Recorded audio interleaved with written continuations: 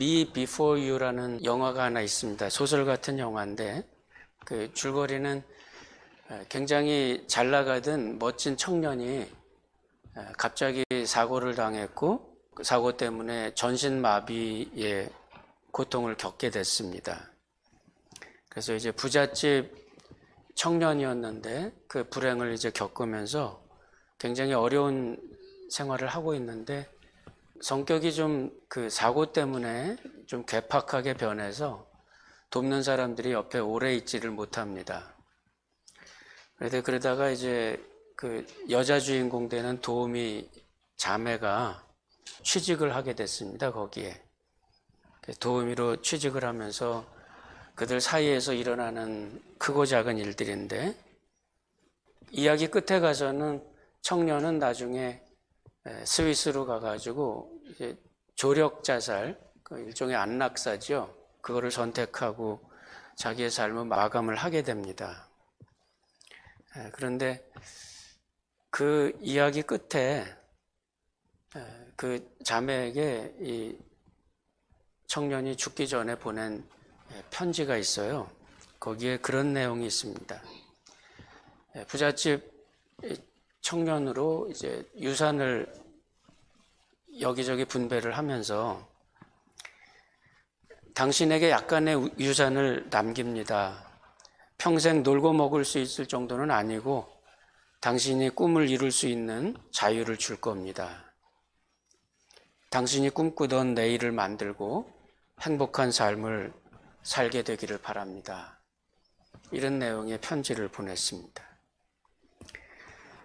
거기 내용에 이렇게 보면 큰 돈은 아니지만 당신이 하고 싶은 일을 할 수 있는 자유를 줄 겁니다. 이런 내용이 있어요.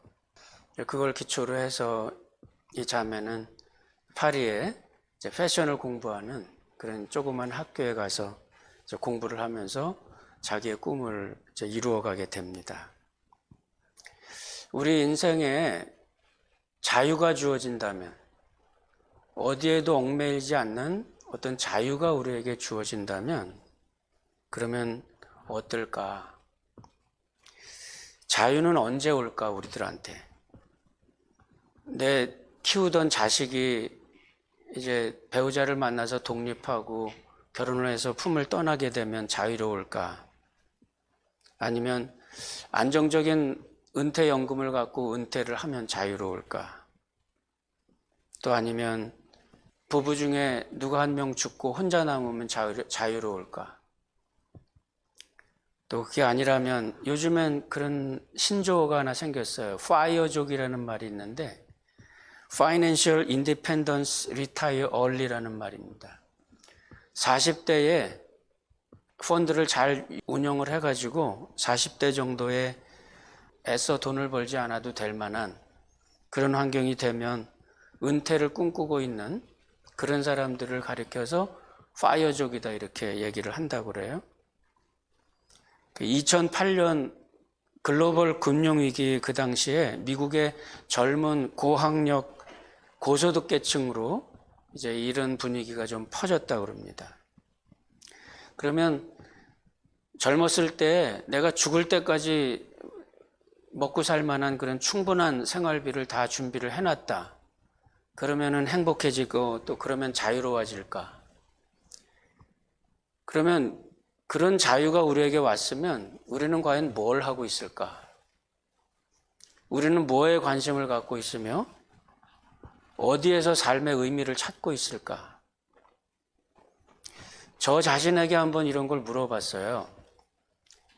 벌써 이제 40년이 되는 이런 목회 생활의 기간 동안에 이제 제가 만약에 교회라는 단어, 목회라는 단어, 설교, 청빈, 헌신, 교리 이런 류의 단어들 이런 것과 전혀 관계가 없는 그런 자유가 나한테 온다면 그러면 내가 믿어왔던 이 기독교 신앙이라는 것은 또 예수라는 존재는 나에게 과연 어떤 의미가 될까? 혹시라도 내가 그냥 직업으로서 목회 생활을 했다 그러면 아마 은퇴하자마자 다른 뭔가를 찾아 나설 수도 있을 것 같아요. 이제 그런 때가 되면 뭔가 구별이 되겠죠. 나에게 어떤 의미가 그동안 있었는지, 그것이 나에게 어떤 평생에 어떤 영향을 주었던 것인지. 올해 연초에 제가 한 2개월 동안의 신앙의 신비에 대해서 말씀을 나눴었습니다. 그때 제가 여러분들과 함께 나누고 싶었던, 그리고 함께 탐구해보고 싶었던 거는 나 자신의 다른 누구로부터 무엇으로부터도 얽매이지 않을 때 나 자신이 하나님과 나 홀로 섰을 때 그때에 그 하나님이라고 하는 절대 타자에 대한 그런 경험이 과연 어떤 것이 될 건가? 그것이 이제 신비가 됩니다. 내 인생에 그 무엇으로부터도 얽매이지 않은 환경 속에서 내가 하나님을 만났을 때 그 하나님은 과연 나에게 어떤 하나님인가? 이게 중요하고 또 저는 여러분들과 함께 그런 우리들의 인생 가운데 정말 압도적인 그 경험, 아주 극적인 사도 바울과 같은 큰 빛을 발견하고 지각 장애인이 될 정도로 이렇게 강렬한 경험을 했어요. 그리고 하나님 앞에 돌아올 수도 있겠고, 그냥 책을 읽다가 또는 평상시 어떤 삶의 환경 속에서 갑자기 밀려 들어오는 어떤 그런 영적인 감동들, 깊은 내면의 변화들, 이런 것일 수도 있겠죠. 근데 그게 거기에서 하나님이신가? 이렇게 생각이 들었을 때 요한복음 17장 3절에서 예수님은 그런 말씀하십니다. 영생은 곧 유일하신 참 하나님과 그의 보내신 자 예수 그리스도를 아는 것입니다. 하나님을 아는 것, 그것이 영생에 대한 경험이다. 굉장히 극적인, 영생이라고 하는 것이 어떤 추상적인 어떤 것이 아니라, 죽어서 가는 어떤 것이 아니라 이 땅에 내가 살아 숨쉬는 동안에 내가 경험할 수 있는 어떤 굉장히 극적인 경험을 이야기하고 거기서 우리가 하나님을 만나는 그런 것을 우리가 이야기할 수 있겠죠. 과연 우리가 주변으로부터 완전히 자유롭고 하나님의 신비라고 하는 것에 열려 있다고 그런다면 예수 사랑이라는 이 주제어가 과연 우리의 심장을 박동하게 만들고 우리의 숨을 쉬게 하고 우리의 세포를 떨리게 만드는 그런 것일까? 저는 오늘 이 아침에 그런 걸 한번 이제 여러분들에게 질문을 드리고 싶습니다. 이제 다음 달부터는 절기에 맞게 말씀을 전해드릴 거고, 그 다음에는 이제 사도신경을 가지고 말씀을 나누려고 해서 그동안의 말씀을 정리하고 또 마무리하는 그런 뜻으로 저와 여러분이 함께 이 질문을 하고 싶어요. 서울대 종교철학과의 배철원 교수가 2015년에 쓴 작품이 있어요.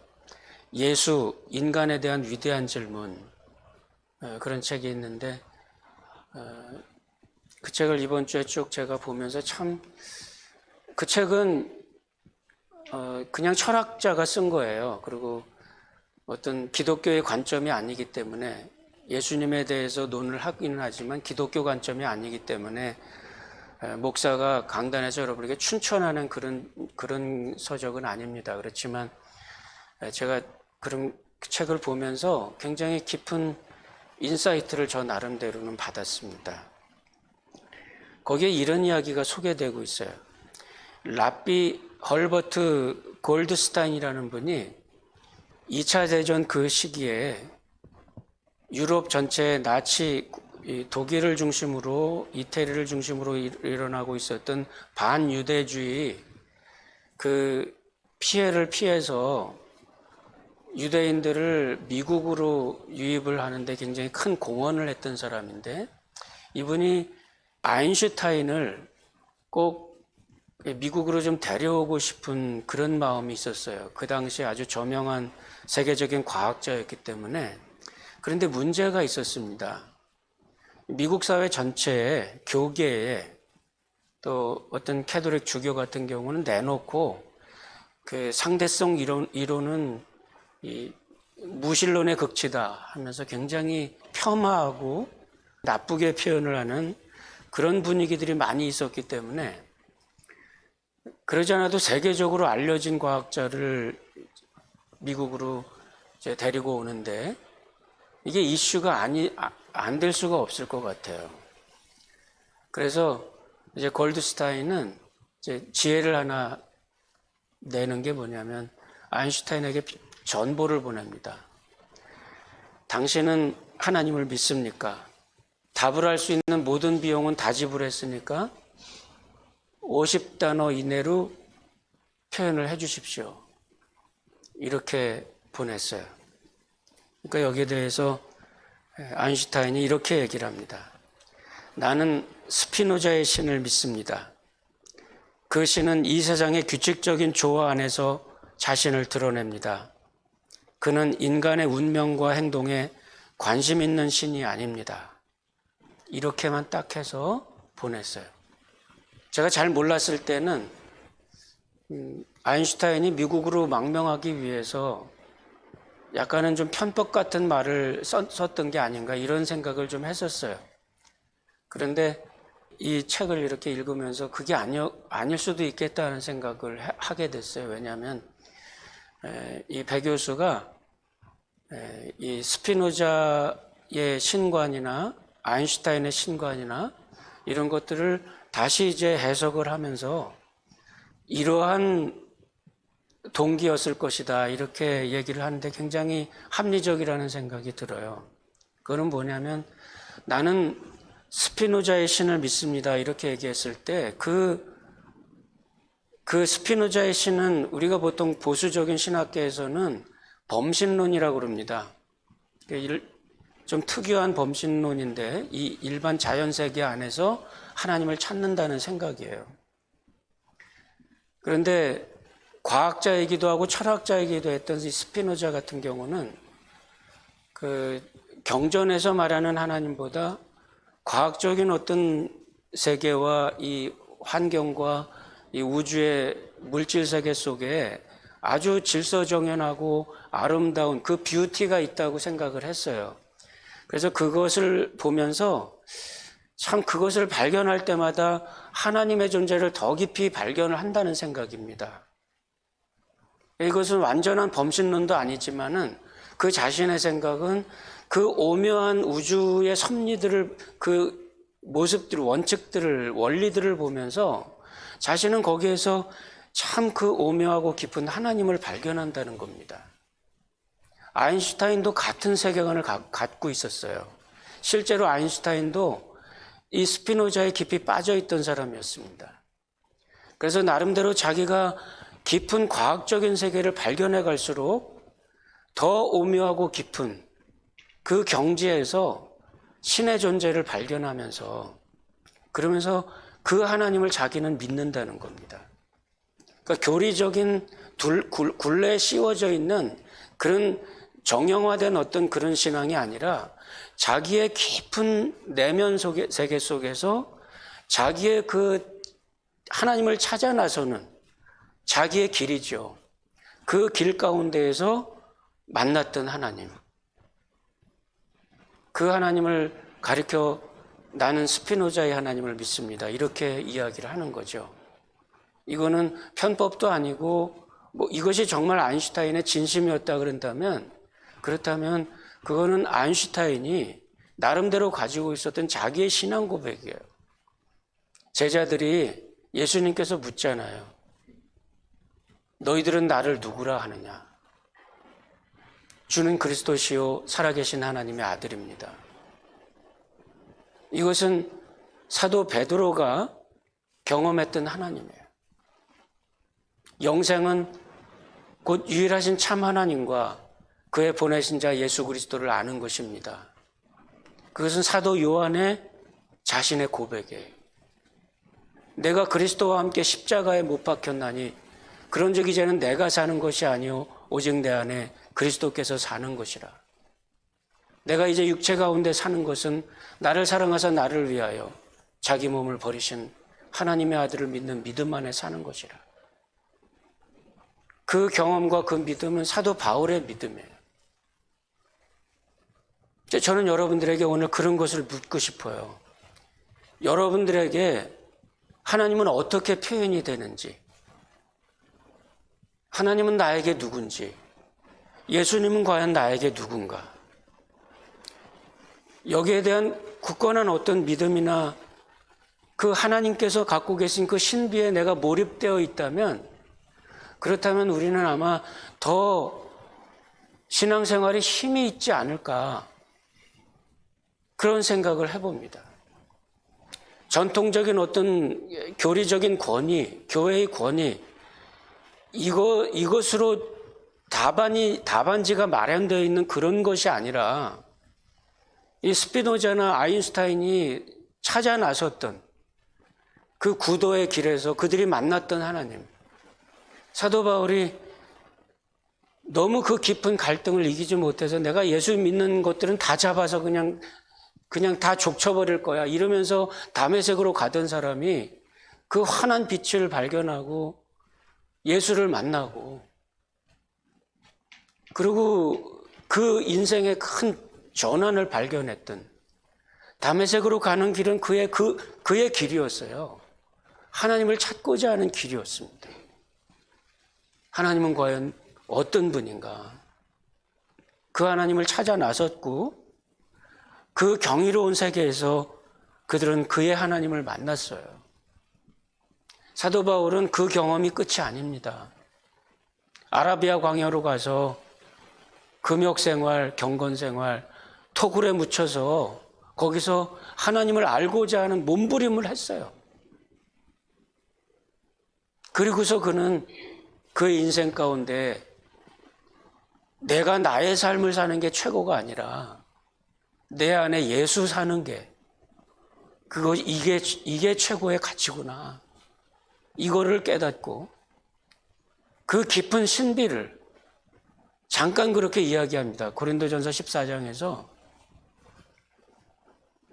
내가 셋째 하늘에까지 이끌려 간 자다. 그 간단한 신비를 잠깐 이야기하면서 지나가는데 그의 모든 고백이 거기에 다 담겨 있다. 이런 생각이 저는 듭니다. 오늘 성경에 보면 여호와 하나님을 사랑하라 이런 말씀이 있습니다. 우리가 믿는다는 말과 하나님을 안다는 말은 거의 같은 말이에요. 그러니까 성경에서 안다 이렇게 표현할 때는 믿는다고 우리가 말하는 내가 하나님이 어떤 분이라는 것을 내가 분석을 하고 사유를 하고 이렇게 해서 내가 알게 됐습니다. 이런 지식적인 헬라식의 하나님이 아니라 하나님을 안다라고 말했을 때는 굉장히 실천적인 거예요. 그 말에 가장 비슷한 말은 뭐냐면 사랑하라는 말이에요. 내 하나님 여호와를 사랑하라. 이 말이 성경에서는 곧 안다는 말이고 성경에서 말하는 믿는다는 말입니다. 그래서 율법은 하나님을 사랑하는 것, 이웃을 사랑하는 것, 이것으로 함축될 수 있는 그런 말씀이라는 거죠. 내가 하나님을 믿습니다 이 말은 내가 하나님을 사랑합니다 이 말과 같아요. 내가 하나님을 믿습니다 이 말은 내가 나의 목숨과 힘과 뜻과 정열을, 나의 숨을, 나의 생명을 다해 내가 하나님을 사랑합니다. 거기에 담겨있는 그 사람의 생명을 다한 신앙 고백, 아마 그것이 하나님에 대한 진정한 신앙 고백이 아닌가. 그것이 결국은 우리들의 인생에 내가 꼭 만나야 되는, 내가 조금 못 살아도, 내가 좀 실패해도, 내가 좀 극한 고통이 동반되는 어떤 질병을 알아도, 나에게 어떤 극한 슬픔이 닥쳐도 그 모든 것을 뛰어넘어서 우리가 그 하나님을 하나님의 신비를 만날 수 있다면, 그렇다면 그거는 우리들의 그 모든 것들보다도 더 귀한 그런 가치고, 우리 인생에 아마 거두어 드릴 수 있는 최고의 귀한 보석 같은 그런 가치가 아닐까, 그런 생각을 해봅니다. 탐험가 어니스트 세클턴이라는 사람이 있는데, 이분이 1914년부터 17년까지 남극을 탐험합니다. 1916년에 남극을 거의 앞에다 두고 유빙에 갇히게 됩니다. 유빙은 바다에 떠돌아다니는 이제 막 얼기 직전 정도 되는 그런 물과 얼음들이 뒤섞여 있는 그런 곳인데, 배가 더 이상 진행을 못합니다. 영하 30도가 넘는 그 혹한에서 동료 2사람하고 3사람이 그저 로프 하나, 거기에 그들의 목숨을 의지하고 36시간 동안의 행군을 합니다. 이거는 보통 의지 가지고는 할 수 없는 그런 일입니다. 그 혹한에 거기에 강하게 훈련된 전문가들이 거의 죽을 지경까지 이르면서 36시간 동안의 행군을 해가지고, 그래가지고 거기를 겨우 벗어나게 되는데, 거기서 그런 기록을 남깁니다. 나는 이 길고 뼈를 깎는 듯한 고통이 수반된 행군에서 신비한 현상을 경험했습니다. 나에게 우리는 3명이 아니라 4명이 함께 걷는 것 같았습니다. 정신이 혼미하고 신체가 얼어붙어 지칠 대로 지친 3명의 탐험가, 그들 옆에 제 3의 인물이 그 옆에서 함께 행군을 하는 것을, 그 혼미한, 죽기 직전의 그 혼미한 정신 가운데서 자기들과 함께하고 있는 또 한 사람이 있었다는 것을 회고록에서 그런 기록을 합니다. 우리들의 인생 가운데 때로는 그런 경험을 합니다. 성경이 보여주지 않고 있는, 성경의 모델과 교리의 모델이 제시하고 있지 않는 그 어떤 하나님, 그 하나님을 우리들의 인생 가운데 우리는 경험할 그런 가능성들이 우리들 주변에도 있을 것입니다. 이것을 가리켜 사도 요한은 그렇게 표현합니다. 그의 긴 복음서 마지막 장 마지막 절에 예수의 행하신 일들이 이외에도 많으니 만일 낱낱이 기록된다면 이 세상이라도 이 기록된 책을 두기에 부족할 줄을 아노라. 사도 요한의 경험은 그거였습니다. 3년 동안 주님과 함께 동행했던 시간, 때로는 변화산에서 천국의 모습을 보기도 했습니다. 처참하게 죽어가는 주님을 보기도 했고, 광야에서 5,000명이 넘는 그 수많은 군중들이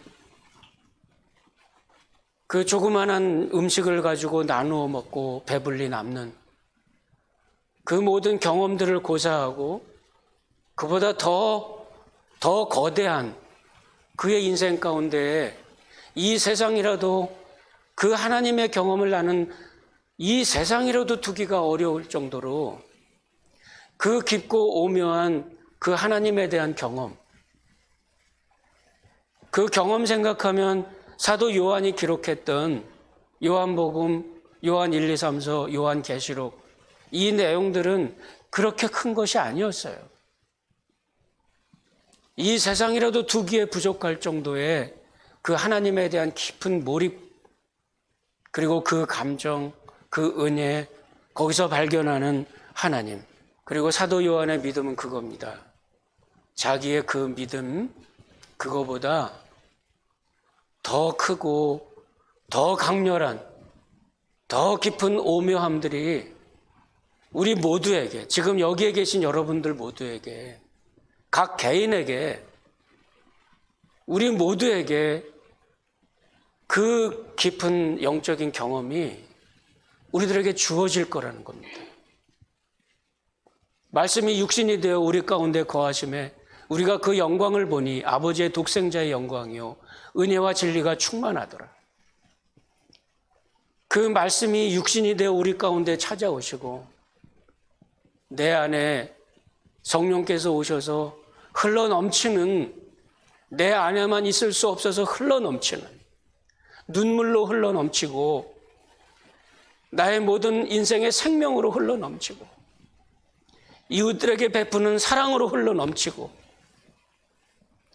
갈 길을 몰라 방황하고 있는 사람들 앞에 그 한가운데 서서 우뚝 서서 하나님이 길이라고 말씀을 외칠 수 있는, 내가 길이요 진리요 생명이라고 말씀을 외칠 수 있는 그런 믿음의 사람들, 그 풍요로운 믿음의 몰입감들, 이런 것들이 우리 모두의 것이라고 사도 요한은 이야기하는 겁니다. 저는 여러분들에게 그러한 믿음을 갖고 우리들의 인생이 좀 더 풍요로우면 어떨까? 좀 더 우리들의 인생이 믿음으로 좀 더 풍요롭고 좀 더 깊고 좀 더 넓은 그런 은혜가 참으로 여러분들 가운데 함께하기를 간절히 바랍니다. 시편 31편 23절은 그렇게 얘기합니다. 너희 모든 성도들아 여호와를 사랑하라. 기도하십시다.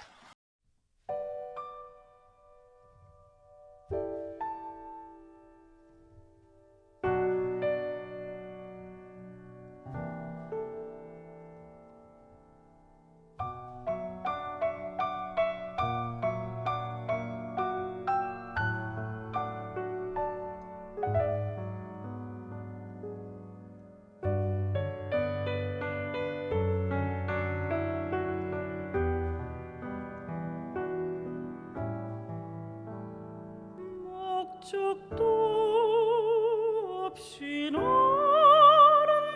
방황했네. 소망도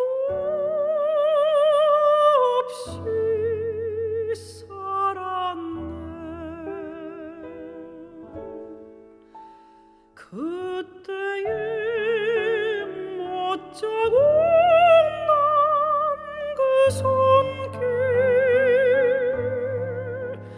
나에게 새 생명 주셨네.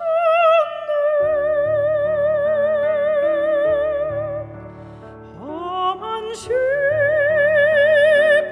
십자가에 능력 있네. 거기서 나의 삶이 변했네. 찬양하라 주의 이름 영원히. 주의 십자가 능력 있네. 나를 믿네. 갈보리 언덕 십자가 나를 믿네. 그 누가 뭐라 해도 이 세상 터지라고 끝날이 와도 험한 십자가 붙들겠네. 나는 믿네. 십자가에서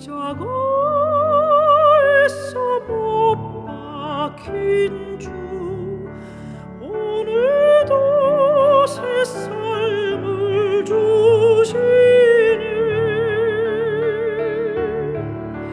날 새롭게 하셨네. 나는 새 피조물 십자가 찾고 살